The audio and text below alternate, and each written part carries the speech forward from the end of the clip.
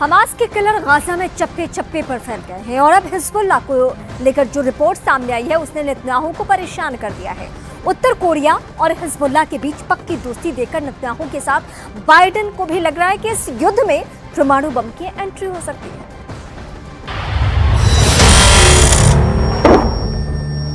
Hezbollah का सबसे नया वीडियो। लेबनान इजराइल बॉर्डर पर एक पोस्ट के पास सफेद रंग का ट्रक जा रहा है, तभी होता है एंटी टैंक मिसाइल से हमला। इस हमले में ट्रक पूरी तरह जलने लगता है। उसमें क्या था ये कोई बताने को तैयार नहीं, लेकिन बाद में इजराइल की पोस्ट पर अचानक हरकत बढ़ जाती है। कुछ लोग भागते हुए नजर आते हैं। हिजबुल्लाह के इस पिन पॉइंट अटैक ने इजराइल में बहुत बेचैनी पैदा कर दी है। क्या हिजबुल्लाह उत्तरी इजराइल पर चढ़ाई करने वाला है? क्या हिजबुल्लाह सिर्फ इस बात का इंतजार कर रहा है कि गाजा में जैसे ही इजराइल की फौज फंसेगी वो उत्तरी बॉर्डर पर युद्ध शुरू कर देगा? हिजबुल्लाह के हमले का सही वक्त क्या हो सकता है, इसे लेकर नेतन्याहू से लेकर बाइडेन दोनों पसोपेश में हैं। हिजबुल्लाह ने लेबनान इजराइल बॉर्डर पर कई हमले करके साबित कर दिया है कि इजराइल की उत्तरी सीमा अब सुरक्षित नहीं बची है। अगर गाजा पर ग्राउंड ऑपरेशन शुरू होने के बाद हमास, हूथी और हिजबुल्लाह ने एक साथ इजराइल पर हमला किया तो इनको एक साथ रोकना इजराइल के लिए बहुत बड़ा चैलेंज बन जाएगा। और तब अमेरिका की मदद के बिना हालात ऐसे बन सकते हैं कि ये तीनों फोर्स इजराइल की सेना को रौंद कर आगे बढ़ जाए।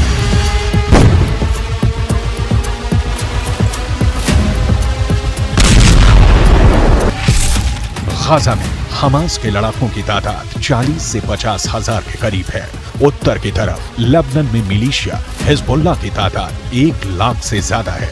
इनके सामने इजराइल में एक्टिव और रिजर्व फोर्स मिलाकर 6 लाख से ज्यादा सैनिक हैं। ये आंकड़े बताते हैं कि इजराइल के पास 4 गुना ताकत है।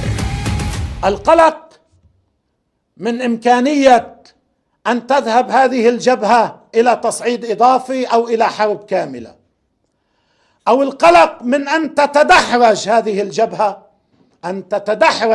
الجبهة إلى حرب واسعة، وهذا احتمال واقعي ويمكن أن يحصل، وعلى العدو أن يحسب له كل حساب। इस बीच बड़ी रिपोर्ट ये है कि इराक के मिलिशिया हश्द अल शाबी ने अमेरिका के सैन्य अड्डों पर ड्रोन के बाद मिसाइल से हमले शुरू कर दिए हैं। इन हमलों में सबसे खतरनाक मिसाइल का नाम है अल अक्सा 1। अल अक्सा 1 ईरान की फतेह 110 का ही एक नया वर्जन बताया जा रहा है। या कहें कि ईरान ने यह मिसाइल इराकी हिजबुल्लाह हश्द अल शाबी को सप्लाई की और उसने इसका नाम बदलकर अल अक्सा 1 कर दिया। यह ऐसी मिसाइल है जो हिजबुल्लाह के पास पहले से है। यह एक टैक्टिकल मिसाइल है जो छोटा परमाणु बम भी दाग सकती है। The barbarism is led by an axis of terror. The axis of terror is led by Iran. It includes Hezbollah, Hamas, Houthis, and their other minions. They seek to bring the Middle East and the world back to a dark age. They seek to torpedo, to derail any progress towards peace and the progress and the promise that we had in our budding peace treaties with our Arab neighbors. इसीलिए इस ballistic missile को लेकर अब सबसे बड़ा सवाल पूछा जा रहा है कि क्या हिजबुल्लाह के पास टैक्टिकल हमले के लिए परमाणु बम भी हो सकता है? ऐसा परमाणु बम जिससे कम दायरे में बड़ी तबाही मचाई जा सके। क्या हिजबुल्लाह के चीफ हसन नसरल्लाह ने यह परमाणु सीक्रेट अभी तक छुपा कर रखा हुआ है? 2006 में अमेरिकी कांग्रेस को दी गई एक रिपोर्ट में कहा गया था कि लेबनान के मिलिशिया हिजबुल्लाह के उत्तर कोरिया से गहरे संबंध हैं। उत्तर कोरिया हिजबुल्लाह को हथियार भी देता रहा है। इसमें रॉकेट और मिसाइल से लेकर बम और गोले भी हैं। उत्तर कोरिया के लीडर किम जोंग उन को हिजबुल्लाह का बहुत बड़ा फैन कहा जाता है। उत्तर कोरिया ने फिलिस्तीन का भी हमेशा समर्थन किया है और अब दक्षिण कोरिया से ऐसी रिपोर्ट आ रही है कि जो रॉकेट हमास और हिजबुल्लाह इस्तेमाल कर रहे हैं उन पर मेड इन उत्तर कोरिया वाली छाप लगी हुई है। इनका लॉन्चिंग सिस्टम 2014 में ही उत्तर कोरिया से सप्लाई किया गया था। ऐसे रॉकेट हमास को भी मिले, हिजबुल्लाह को भी दिए गए। इसमें 122 मिलीमीटर का कात्यूशा रॉकेट भी है, जिससे हिजबुल्लाह ने उत्तरी इजराइल पर हमले तेज किए हैं। सवाल है, हिजबुल्लाह और किम जोंग उन का याराना डेंजर मार्क के ऊपर जा चुका है, और क्या इसमें कोई परमाणु सीक्रेट भी छुपा हुआ है?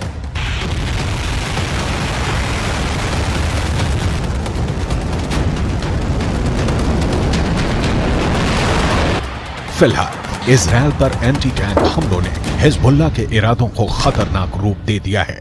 इजराइल हिजबुल्लाह के हथियारों को लेकर डरा हुआ है, क्योंकि उसने अब तक जो एक्शन दिखाया है उसमें इजराइल की कई बड़ी पोस्ट के चीथड़े उड़ चुके हैं।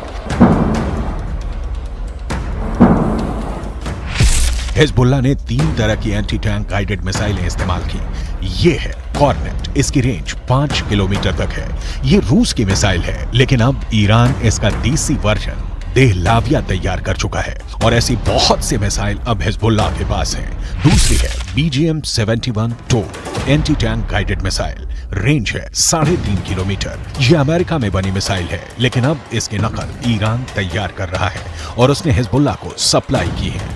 तीसरी है 85 कॉन्कोर्स, रेंज 4 किलोमीटर। ये भी रूस ने बनाई है और अब ईरान में ये तोसान नाम से तैयार की जाती है। इजराइल ने सीरिया से खतरे को देखते हुए गोलान पहाड़ियों में भी टैंक पहुंचा दिया है। ये हिस्सा पहले सीरिया का हिस्सा था, लेकिन 1967 के युद्ध में सीरिया से इजराइल ने इस हिस्से को अपने कब्जे में ले लिया। लेबनान, सीरिया और इजराइल के ट्राई जंक्शन वाले इलाके में हिजबुल्लाह का पूरा कंट्रोल है। इजराइल पर वार करने के लिए उसको जो मिसाइल मिली है वो उसे ईरान से सप्लाई की जाती रही है, और ऐसी मिसाइलों का हिजबुल्लाह के पास बहुत बड़ा जखीरा है। तीनों मिसाइल बहुत ही घातक है, लेकिन अब एक बड़ी मिसाइल का नाम सामने आ रहा है, वो है फतह 110। इस मिसाइल से नेतन्याहू को डर लग रहा है, तो उसकी बहुत बड़ी वजह है। ईरान की ये मिसाइल 300 किलोमीटर तक हमला कर सकती है, और ये अपने टारगेट के 3 मीटर के दायरे में गिरती है। एक बैलिस्टिक मिसाइल का इतना सटीक होना बहुत बड़ी बात है, और यही बात इजराइल को परेशान कर रही है। फतह 110 की 2 और खास बातें हैं, जिसकी वजह से इसे रोकने में इजराइल को बहुत मुश्किल आ सकती है। ये सॉलिड फ्यूल वाली मिसाइल है, ये कम वक्त में लॉन्च के लिए तैयार की जा सकती है, और ये रोड मोबाइल है, यानी इसे कहीं से भी लॉन्च किया जा सकता है, और फिर अपना ठिकाना बदलना बहुत आसान है। ما يجري على جبهتنا مهم جدا ومؤثر جدا. قد يبدو للبعض الذي يتوقع أو يطالب أن يدخل حزب الله سريعا في حرب شاملة وكاملة مع العدو، قد يبدو ما يجري على الحدود متواضع. इजराइल के लिए इससे भी बड़ा खौफ क्या है, वो बहुत ध्यान से समझिएगा। बाइडेन से लेकर नेतन्याहू को भी पता है कि फतह 110 मिसाइल को रोकना बहुत मुश्किल है, क्योंकि अमेरिका भी इस मिसाइल को रोकने में पूरी तरह फेल रहा है। अमेरिका को हमले की जानकारी तो मिल गई थी, इसीलिए उसके सैनिक आसपास अंडरग्राउंड हो गए थे। तब ईरान ने फतह मिसाइल का ही एक पुराना वर्जन इस्तेमाल किया था, और अमेरिका के एयर डिफेंस सिस्टम इस मिसाइल को रोकने में नाकाम रहे थे। ईरान ने ऐसी करीब 20 मिसाइलें दागी थी। ये जहां गिरी वहां ऐसे ऐसे गड्ढे बने, और 100 से ज्यादा अमेरिकी सैनिकों को धमाकों से गहरा सदमा पहुंचा था। देखा जाए तो इस वक्त पूरे पश्चिम एशिया में युद्ध की चिंगारी पहुंच चुकी है। इजराइल से लेकर गाजा तक, गाजा से निकली आग लेबनान तक पहुंच चुकी है। चिंगारी सीरिया और ईरान में भी नजर आ रही है, और अब उत्तर कोरिया से मिले हथियार बड़ा खतरा बनते दिखाई दे रहे हैं। If they go strong, if they're not defeated, they will derail this process. They will imperil the entire Middle East. If the Middle East falls to the axis of terror, Europe will be next, and no one will be safe. This is not a local battle.